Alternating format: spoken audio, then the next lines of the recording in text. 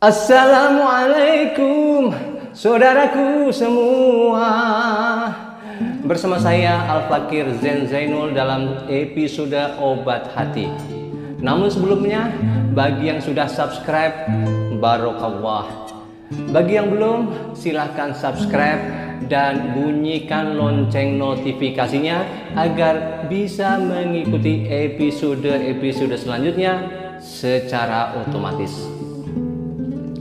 Saudara-saudaraku, lagu Tombo Ati yang dinyanyikan oleh artis Opik pada tahun kurang lebih 2003-2004 sangat booming, sangat meledak di seantero Nusantara, khususnya di Pulau Jawa.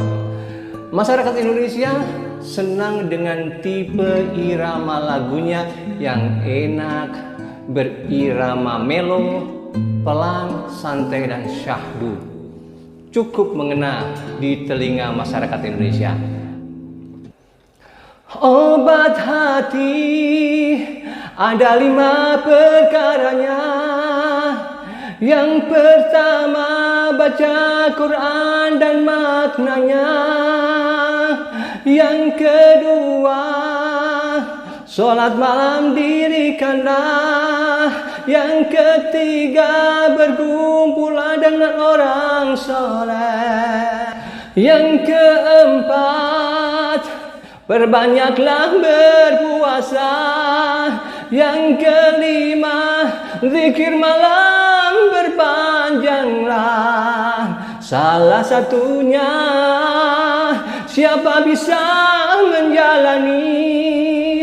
Moga-moga Gusti Allah mencukupi. Sementara itu, budayawan MH Ainun Najib bersama grup Kiai Kanjengnya pun pernah mempopulerkan lagu Tombo Ati ini, namun dengan versi bahasa Jawa. Tombo Ati iku 5 perkarane. Kaping pisan, maca Quran lan maknane. Kaping pindho, salat wengi lakonono.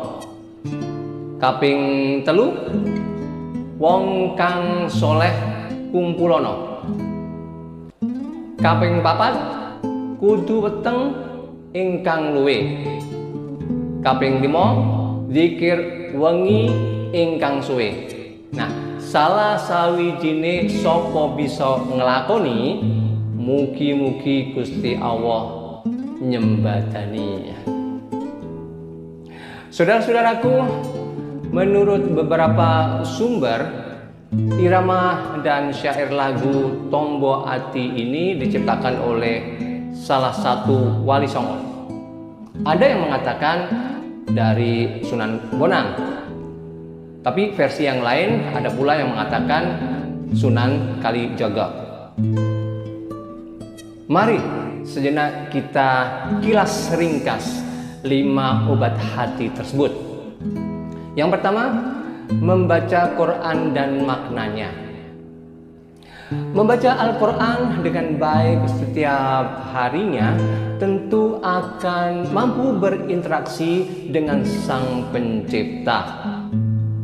Dalam Al-Quranul Karim, segala macam firman Allah memberi petunjuk agar manusia melakukan kebaikan kepada sesama manusia dan menjalankan perintah ibadah kepada Allah, baik yang wajib maupun yang sunnah, sekaligus perintah menjauhi larangannya, baik yang haram maupun yang makruh. Yang pertama. Kemudian yang kedua adalah sholat malam. Bagus sekali sholat malam jika kita mampu menegakkan sholat ini secara istiqomah, komitmen dan konsisten dalam melakukannya, ajak terus menerus tidak putus. Melapor kepada Allah tentang apa yang terjadi pada diri kita, sekaligus memohon ampun dari segala dosa dan kekhilafan. Di sepertiga atau 2/3 malam itulah doa-doa kita lebih didengar oleh Sang Maha Pencipta. Sebab komunikasi dengan Allah di keheningan dan di kesunyian akan terasa dekat, cepat dan mujarab sebagai obat, karena hanya sedikit hambanya yang memohon di tengah malam itu. Quran Surat Al-Muzammil ayat 1 dan 2. Hai orang-orang yang berselimut, bangunlah untuk sholat pada malam hari, kecuali sebagian kecil. Yang ketiga, berkumpul dengan orang soleh. Ya, berkumpullah dengan orang soleh.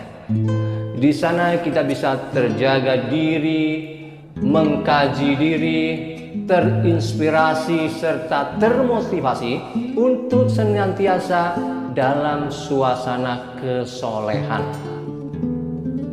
Belajar kepada para murabbi untuk memahami perintah Allah, mempelajari Al-Quran dan hadis dengan baik sesuai ajaran Allah.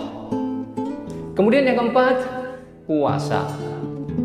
Ketika kita telah bergabung dengan orang-orang soleh, maka akan terasa mudah, tidak susah dalam diri ini untuk senantiasa melakukan ketaatan, seperti halnya berpuasa pada hari Senin dan Kamis sebagai cara untuk membersihkan jiwa.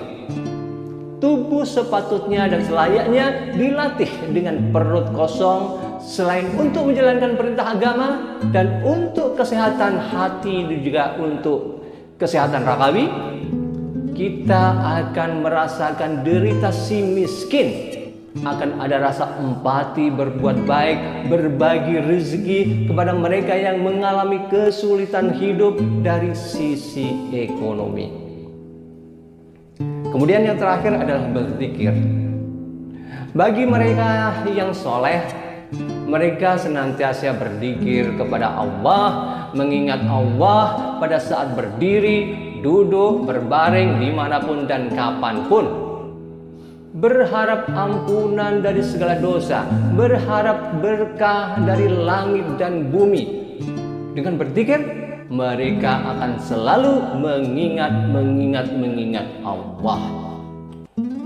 Bila Allah selalu diingat, maka akan tersadarlah bahwa dirinya hanya makhluk kecil ciptaannya, bahkan sangat kecil di hadapannya.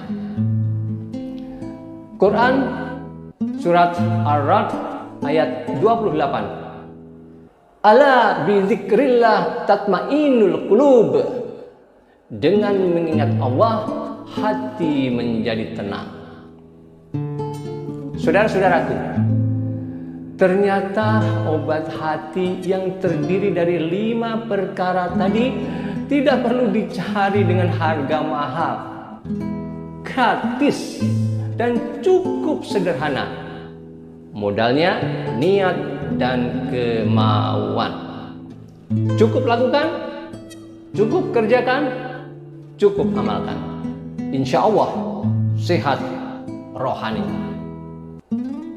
Demikian episode obat hati. Semoga zona muhasabah bisa mengubah sekaligus mengubah ke arah yang lebih berkah. Saudara-saudaraku, jika dirasa video ini bermanfaat, silakan kirim kepada teman dekat, karib kerabat, dan para sahabat. Mengirim video sangat mudah, tidak susah. Namun insya Allah akan menambah jumlah pahala amal jariah. Sekian, wassalamualaikum warahmatullahi wabarakatuh.